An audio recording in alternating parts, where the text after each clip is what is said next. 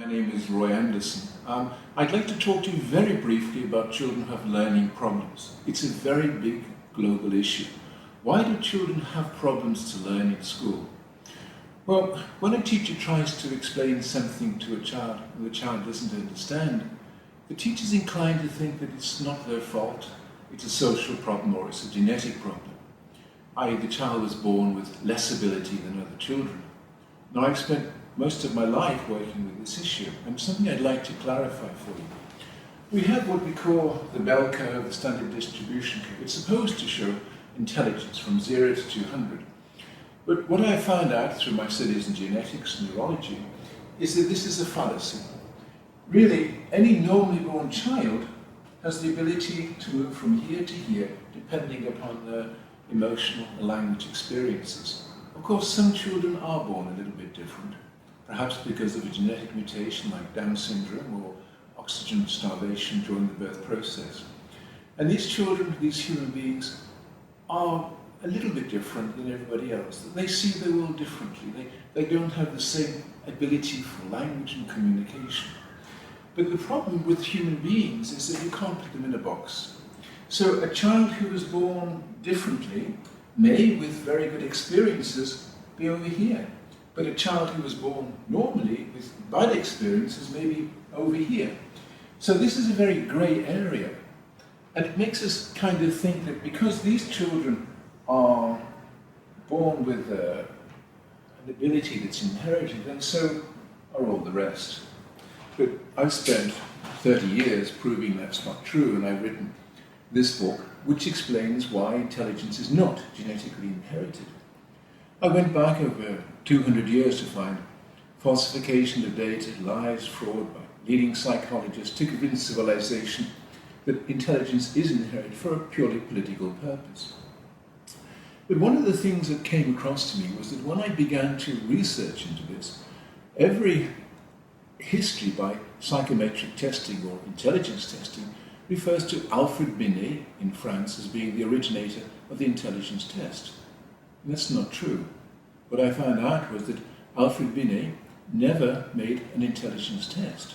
Alfred Binet only tried to understand what caused children with learning problems to be either from social problems, social poverty or something like that, or they inherited something that caused them to be different. That's all he ever did. It was the Americans who created the idea of intelligence testing. But one of the things that we really need to understand with the human being is that it all comes down to love. It all comes down to emotion. Now, I once worked with a child who, well, the teacher called me and she said, "Roy, I'd like you to meet this child, he's got no brain." And I went along to the school and I met this 11-year-old boy, very happy child, and I asked him some questions and he couldn't respond. I asked him very, very simple examples. He just looked at me and he smiled and he gave me an absurd answer. I began to realize that he didn't know how to associate information. But now, in the course of understanding what intelligence is, I developed this theory and wrote this book called The Brain-Environment Complex. And this book explains really what intelligence really is. And actually the fact that school doesn't work on intelligence, school works on language and it works on emotion. And what we need to understand is the sensitivity by which these are developed within the individual child. So I wrote this called Mediation. I've written 7 books, and you can find out about those on my website. But I want to tell you the story about Jesper. You see, what I found out was that when a child is born, they inherit a schema, which I call imprinting, that enables the human child to relate and to copy to those they emotionally bond with. We all do this. But children, young children, neonatals, they have a different process of doing it. And I found out that although Jesper's parents loved him very much, they gave him no stimulation at all, 0. He was kind of left alone, but he was raised by his retarded brother, who had suffered oxygen starvation because their dad was slightly retarded. So Jesper's perception of the world and how to interact with it developed from a boy, an elder brother, who was retarded. And so Jesper became slightly retarded because of that. There is a movie called Nell, which explains to that, and that was based on a a really true story of a girl called Jeannie. But what I want to explain to you is that in all the experiences of children I've met, they all need love. And for many children, information is moving so fast. It's designed to move quickly because we're designed to process children. And children who are emotionally hurt or lost, they get confused and they can't keep up. So in actual fact, within the school system, this variation is not of ability, it's of confusion. So that the smartest children here in the school are the ones who are least confused because they've kept up. Week by week, lesson by lesson, there was some driving force that wanted them to be the best.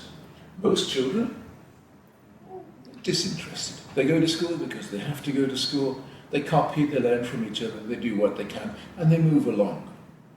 And of course, there are some children, and I was one of them when I was a child, who was here and didn't understand. Now, this happens generally for two reasons. Either the child comes to school with a very poor language skill, and therefore finds it difficult to keep up with the movement of information in school, so they never do. Or they are hurt. Somebody hurts them, because their heart closed, their mind closed, and they never caught up with the movement of information. Everything in school is about keeping up with the movement of information. So when we're dealing with a child who has problems to learn, problems to concentrate, we have to give them a lot of love, a lot of game, a lot of happiness, and bit by bit teach them how to relate to the world as we want them to relate to it. Now, when I met Jesper, the boy I referred to, I asked him to draw that square for me. You know, it took him 1 week to be able to do that. But after that, his ability to relate to the information I gave to him began to snowball. It's all about love. Everything is about love, and we miss that so much in school.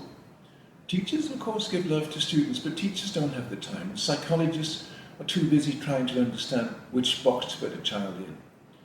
We are all human beings and we all need love. And with 30 years of working with children who have learning problems, I can tell you that I've never met a child who was dyslexic. I met children who were hurt, and because of that pain, became confused with letters. I remember one boy called Matthew, who I was introduced to, and he told me, or his mother told me, that his son was going to be expelled from school because of bad behavior.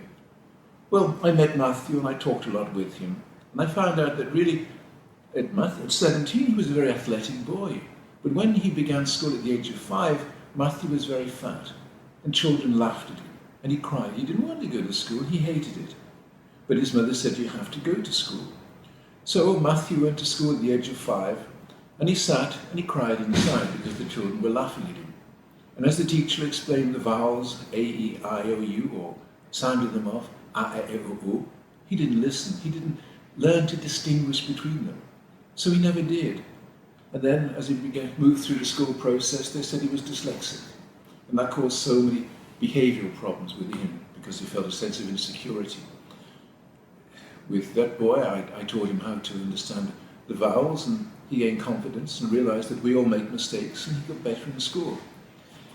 And also I've met children who were ADHD classified. They were just children who had frustration, where for whatever reason they couldn't express themselves and they had too much energy. They were locked in a world that didn't want them to expand and to identify with who they really were. We're just processing kids. So in regard to this, the factor of human ability, we just need to realize that students just need love. Whatever their age, whatever the problems they have, they need love. You know, I worked with Feuerstein in Israel, and he told me that it was thought by psychologists that if you see this circle, that it's broken, this was supposed to be a genetic inability. And it was related actually to children who couldn't learn very well. But what Feuerstein found out was that if you give these children love, sensitivity, and security, then they actually can see that as a complete circle. And so, my friends, just a very short talk about how to give more love to more children, because they need it so very much. My name is Roy Andersen. You can find out more about me or contact me on Roy Andersen 95 at mail.com. Or you can go to YouTube, and I've got some videos there for Roy Andersen Education. But thank you so much for the short time you've given me. Thank you so much.